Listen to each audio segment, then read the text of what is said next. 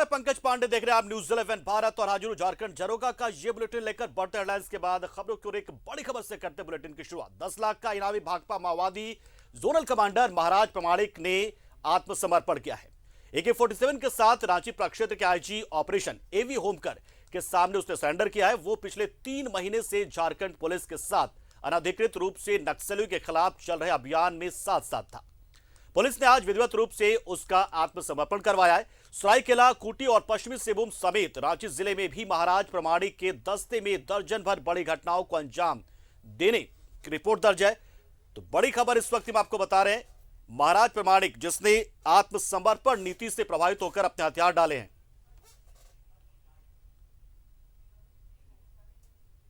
और कई बड़ी नक्सली घटनाओं में यह मास्टरमाइंड रहा है और कई एक मामलों को लेकर वांटेड भी रहा है। हालांकि पिछले दिनों अपने खुद के संगठन में उसके कई शीर्ष कमांडरों के साथ झड़प भी हुई थी और उसे गद्दार घोषित कर दिया गया है।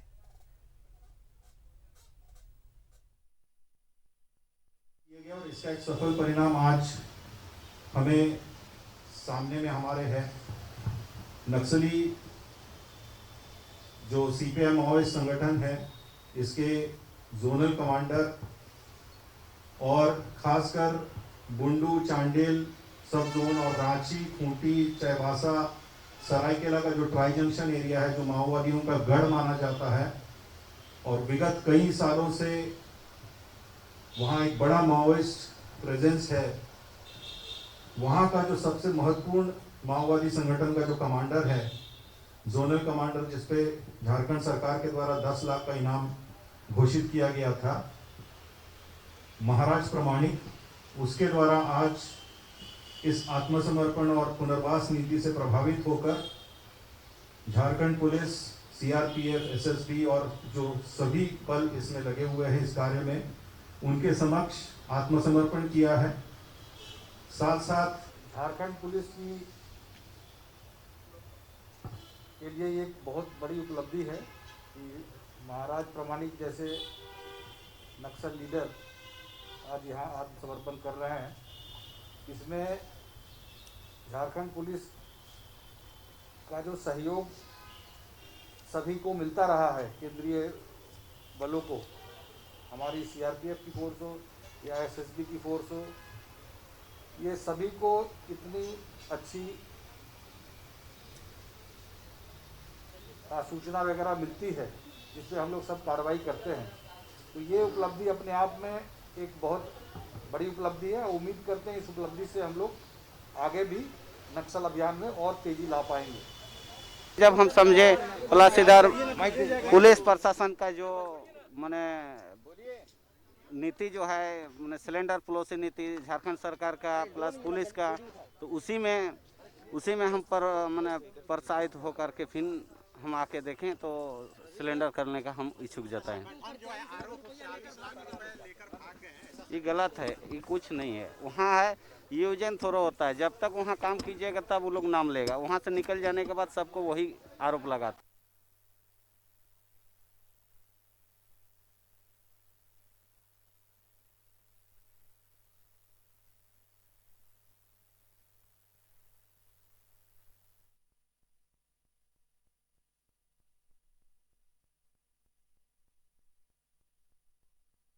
नक्सली है महाराज प्रमाणिक और इसने सरेंडर किया है। झारखंड सरकार की आत्मसमर्पण नीति से प्रभावित होकर उसने हथियार डाले हैं और उसने कहा इस मौके पर कि नक्सली अपनी विचारधारा से पूरी तरीके से भटक चुके हैं। वो सिर्फ और सिर्फ हिंसा का रास्ता अपना रहे हैं और बस दहशतगर्दी मचाकर वो पैसे बनाने में लगे हुए, लेवी वसूलने में लगे हुए हैं। और देखिए तस्वीरें में आपको दिखा रहे हैं, एक्सक्लूसिव तस्वीर देखिए, वो हथियार जो महाराज प्रमाणिक ने आत्मसमर्पण के दौरान हथियार जो डाला है वो हम आपको दिखा रहे हैं। और कई जिंदा कारतूस भी, बड़ी संख्या में जिंदा कारतूस AK-47 आप देख पा रहे हैं। तो ये उसने अपने हथियार डाला है और 10 लाख का इनामी है नक्सली महाराज प्रमाणिक, ये हम आपको बता रहे हैं, जिसने आत्मसमर्पण किया वो AK-47 आप देख लीजिए। जिसे उसने पुलिस को सौंपा है, हथियार उसने डाला है।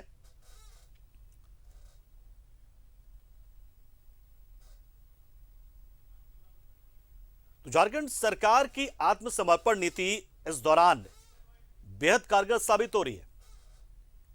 इसका सबसे बड़ा असर यह हो रहा है कि एक ओर जहां पुलिस रणनीति के साथ नक्सलियों पर शिकंजा कस रही है, वहीं दूसरी ओर आत्मसमर्पण नीति से प्रभावित होकर बहुत सारे ऐसे नक्सली हैं जिन्होंने समाज की मुख्य धारा से जुड़ना स्वीकार किया है। वो समाज की मुख्य धारा से जुड़े हैं और इसी कड़ी में देखिए एक बहुत बड़ा ये नक्सली अपने समय माना जाता रहा है और कई दर्जन मामलों का आरोपी है महाराज प्रमाणिक, लेकिन उसने समाज की मुख्य धारा से जुड़ने का फैसला लिया और सरेंडर किया है।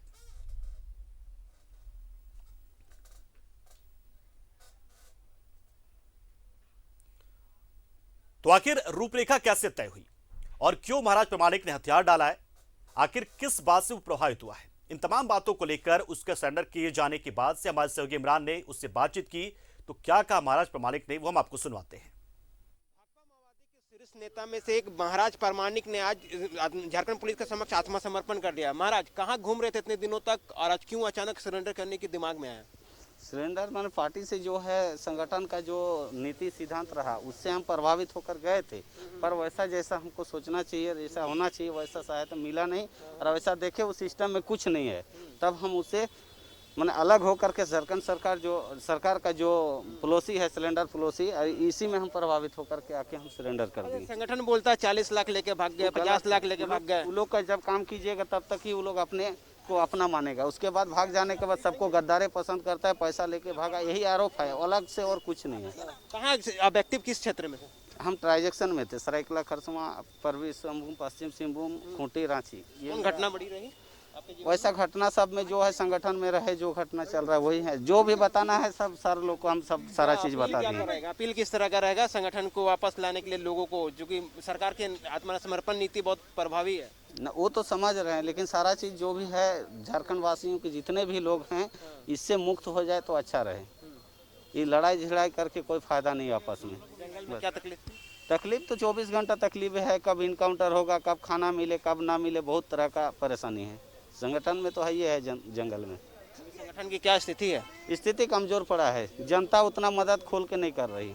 नहीं अपने साथियों को और बोलेंगे क्या? यार झारखंड सरकार की बहुत महत्वपूर्ण आह्वान कर रहे हैं, वो तो आह्वान कर रहे हैं। प्लस एक नया सरकार का पॉलिसी में भी आया है, जो नक्सली जो सिलेंडर कर जाते हैं वो सारा चीज को ओपन जेल में ले जाके डाल रहे हैं। ये सबसे अच्छा है झारखंड सरकार का पॉलिसी। 5 महीने पहले पता चल रहा था कि आप झारखंड पुलिस के संपर्क में है, आज आ रहे हैं। ये बात गलत है, आज ही आ रहे हैं, ये ऐसा नहीं है। बिल्कुल, ये महाराज प्रमाणिक थे जो कि झारखंड सरकार के आत्मसमर्पण नीति के तहत आत्मसमर्पण किया है। ऐसे में इनकी जो अपनी जो नीति झारखंड सरकार की बनाई गई आत्मसमर्पण, उनसे प्रभावित होकर के इन्होंने आत्मसमर्पण किया है। कहीं ना कहीं कई बातें सामने उठ करके आ रही थी कि महाराज प्रमाणिक जो है वो संगठन से पैसे लेकर के भाग गए, भगोड़े हैं। लेकिन आज आत्मसमर्पण नीति के बाद जब हमने बातचीत की तो उन्होंने सारी बातों को खारिज किया। झारखंड सरकार के जो आत्मसमर्पण नीति है ना सिर्फ उससे प्रभावित हुए, बल्कि संगठन के वैसे उग्रवादी माओवादी जो लोग हैं उनको भी इस संगठन से जुड़ने के लिए और आने के लिए अपील करते हुए नजर आए, क्योंकि जंगल में रह करके लोगों को एक दहशत और डर रहता था कि कभी भी वो झारखंड पुलिस के गोलियों के निशाना बन सकते हैं। इसलिए वह इस प्रभावित होकर के आत्मसमर्पण आज कर दिए। कैमरामैन अरविंद के साथ मोहम्मद इमरान, न्यूज़ 11 भारत, रांची।